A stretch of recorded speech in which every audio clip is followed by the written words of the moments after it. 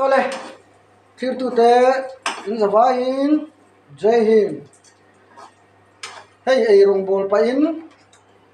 mani zana kan mai pher kha I aban le ban lo kha result ka ron puang do na I ka soi tuang khan in next video a ka ron ti chuak le ang ka ti a chuan tu na he ka ron ti chuak don chia thir tu te ngun takin lo ngai tha ula bikin ron comment tu ho zong zong kha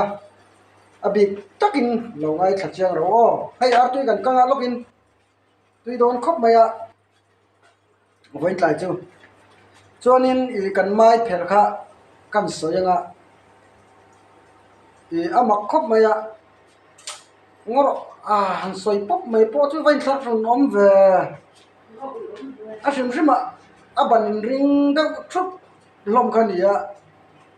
I cái chu ka soi ang khanin ka hre thiam mi lo mai hi kai vak lo wang hianin ba aban le ban lo poi ka hre thiam te chiam lawa I comment na han aban ti kha in tam zo ka chu wai tu na result ka puang don ai ei rong bol pa in chuan mani zana kan mai pher kha aban lo in yang em in oi lo ngem ti chu ka hre lo oi ro dot ka soi mia lo ni aban mia lo amak lu tu kan nu po anin aban ang atia akang tu nge kan ya aban mia lo wa kai lem chong lo wa ma se kan nu na ban mia lo van mak em I aban mel nen ngat nge aban lo ya ti ke kan khoi chin aban lo re ngai ti kan ten aban ga ten ku te tam chap chap tur ga ten mo chu vai na ban mia lo ngai mak khop mai I chuanin mai kan tui dan karon soi don ka chane la po khanin I chamhe chi hrang siam da te kha karon da ve to a I mai kan tui dan karon soi don a lo ngai thak kyo ro abikin ka channel lo en thin ho khani mai kan tui dan chu ai eng tlem chuan musala tlem chuan ba khor tlem purun war le so thing kan rot sama kanan tela mui tu em mai ni sa sakan ang chia khar om thai ni tu ni tu I han ti ve chin maula dot ka soi mi alawa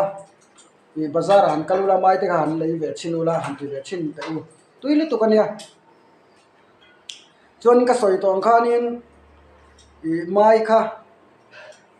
I aban mi alo amak khop mai in noi lo mai thaya oi ro asiam tu nge kan ya kan nu kha ei tu ani ve boka mo ke siam tu kan nu ei tu ban lo re ngai aban karin te lu nen khanin I abaga ke chu ka soyang khanin mai hi ka ngai na lawa I ka ei pe lawa ei ro thal tu min ti lu thina pian khati kan chom ve de ka thina ba se kai thei cho lo mai jon mel thadu atia an bun te pon al du atia kai lo pon ka mel tha thau hian ka hre ke chu ei ka bun te pon en la ka mai te po hi ka du tok ria ma ni mai ei ha ta ngai lo vin ka hria mo dal kai po hian in ka taksa hian an ei in ka hre pathian za ra ei ka eng su ma ya ka kal na piang anula mel tha tak takoi ni va chelo ve tu ngai ming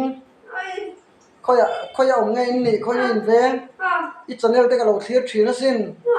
I chelo hi ka ti thai lup tu I react te hay